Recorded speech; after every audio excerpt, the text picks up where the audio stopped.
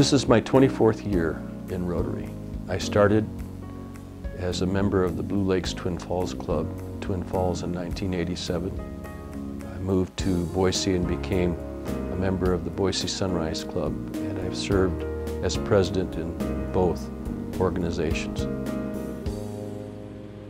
In creating my banner, I took the photo that I made of that McGowan Peak, and under the photo I put my slogan, promoting ethics, pursuing peace, and providing for children. That slogan and Ray Klingensmith's theme of building communities and bridging continents provides the framework for what this club and all of the 42 clubs in our district can do this year. Well, that causes me to wonder, what in the world did I think this experience would be? I knew it would involve lots of Rotary clubs, lots of travel, meeting these great Rotarians around the state. And I have to tell you, yes, it did live up to the high expectations I've had. It's been a wonderful year for me and for my wife, Carolyn. I was also having fun at the Pocatello Gate City Club. Lisa was passing around something to all the members in the club, and you may know what it was, bow ties. And every one of the club members, I think nearly without exception, put on a bow tie the day I was there. And I have a picture of that I can share, you bet. They all had distinct personalities. They were all fun to visit. I had some nervousness before I got up to speak at every one of those clubs to say, now am I going to be making my points, and will my speech be memorable? At least by the end of the day, will they remember who was that masked man there?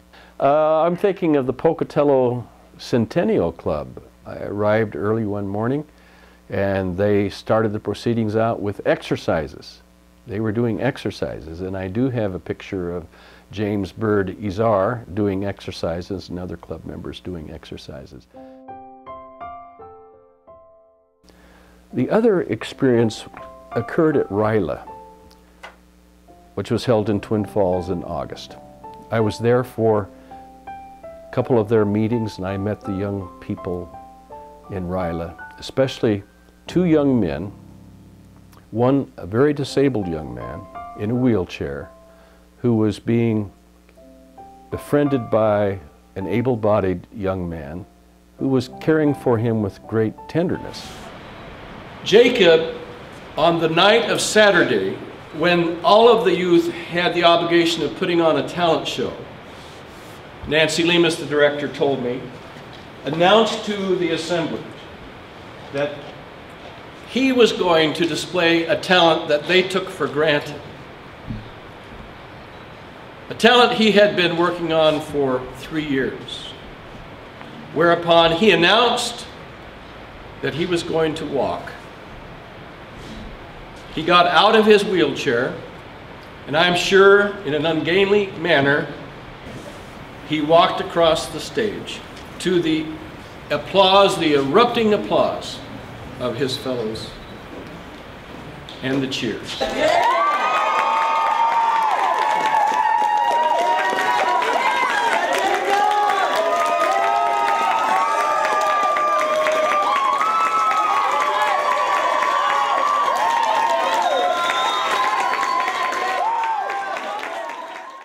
When Nancy told me that story, she was almost in tears as I am. And I thought, what a testament to the heart of Rotary that we would year after year sponsor that assemblage of young people and teach them leadership skills. They also, in that club, or in RILA rather, emphasize the four-way test of the things we think, say, or do, which is precious to my heart. Is it the truth? Is it fair to all concerned? Will it build goodwill and better friendships? Will it be beneficial to all concerned? We need to get that message out to young people because this country is in dire trouble. Yeah, well, we have some very ambitious goals for this year, including membership. And I suppose that is the goal that is one that I wish we could start over. We wanted to grow by about 2% this year, and instead, because of the economic downturn, we have lost membership. So we will continue to work as the economy brightens. I am convinced that we will grow our membership. We have a big challenge ahead of us with regard to membership. But that also goes to our goal that we're trying to create one new club a year for the next 5 years. And we'll see. I have faith we can do that. Kathleen, are you listening?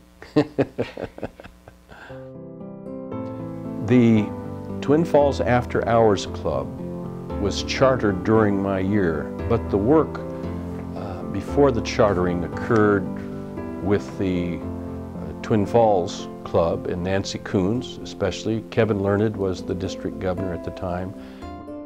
Of Rotary International, which agreement is evidenced by the acceptance of this certificate, is now a duly admitted member of Rotary International this 5th day of August 2010.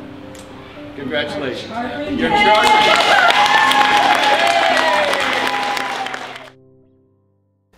As far as my Rotary life, it will continue. Kathleen has asked me to be the district trainer. As a longtime educator, I'm pleased to take on that role, and I was honored that she would ask. So I am assuming that I will be working on visioning. I would like to see all the clubs go through that process, and we will be expanding the Rocky Mountain Leadership Institute. So I see those two things as part of my responsibility. What has been so gratifying about that experience relates to the folks that have attended. These are younger Rotarians that have, many of them, less than 2 years of experience. And I have been impressed with the potential leadership among these young Rotarians. Not just the facilitators, who are very good, but the potential leadership among these Rotarians, young professionals, intelligent and committed Rotarians coming up into the ranks. So I can envision 10 years from now, some of those people will be in district leadership, and I think it bodes very well for our future.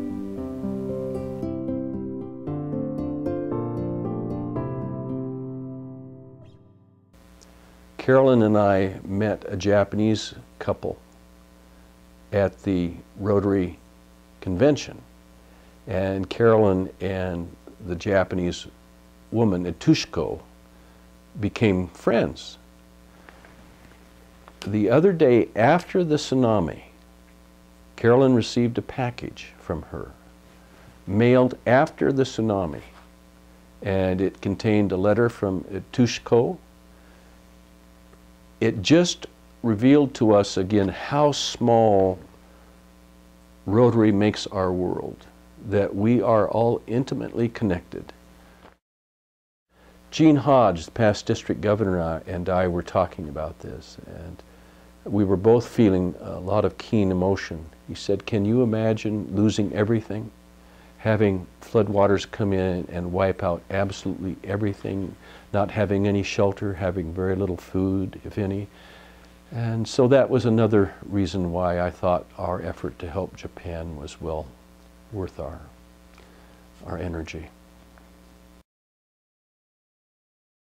I think back on the $1 Million Dinner experience. We have, in this district this year, expanded the number of people who are giving to the permanent fund,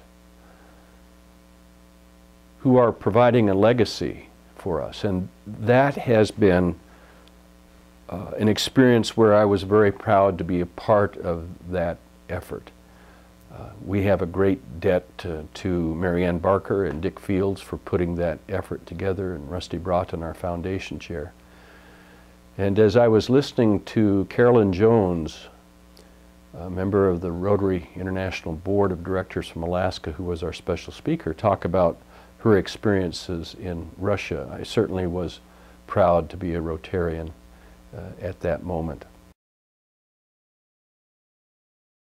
You ask, what's the worst joke I told? I just could not understand it. I've heard about people telling bad jokes. I've never done it myself.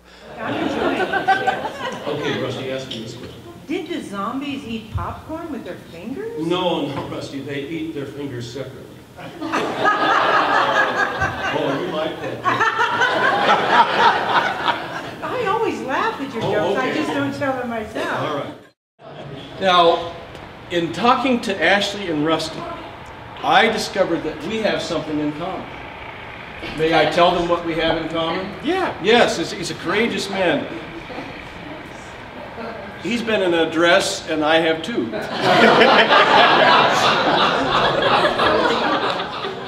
For instance, what about this joke? She was only a moonshiner, but he loved her still. Now, isn't that a good joke?